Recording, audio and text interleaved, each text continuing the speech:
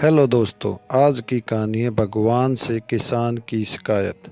एक बार एक किसान हर कभी आने वाले आंधी तूफान, ओलावृष्टि, तेज धूप इत्यादि से परेशान हो गया, क्योंकि कभी कभी फसल ज़्यादा खराब हो जाती थी।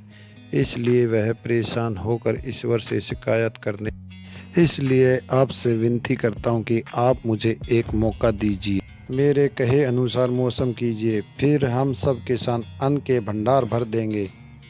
भगवान मुस्कुराए और बोले, ठीक है, आज से मैं तुम्हारे अनुसार ही मौसम रखूंगा। किसान खुश हो गया। किसान ने अगली फसल में गेहूं की बुआई की।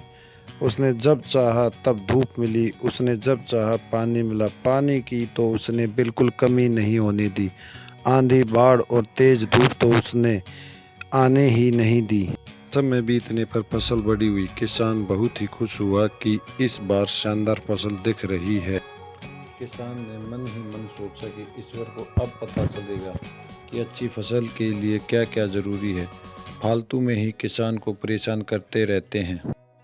किसान फसल काटने के लिए खेत पहुंचा। गेहूं के पौधे की बालियों को हाथ लगाया तो उसके पैरों तले जमीन खिसक गई। उसने देखा कि किसी भी पौधे की बालियों में एक भी दाना नहीं था।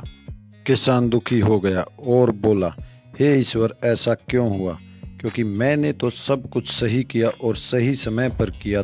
पर ईश्वर बोले, हे प्रिय किसान, ऐसा तो होना ही था, क्योंकि तुमने इन पौधों को बिल्कुल भी संघर्ष नहीं करने दिया। इन्हें ना तो तेज धूप में तपने दिया, ना ही आंधी का सामना करने दिया।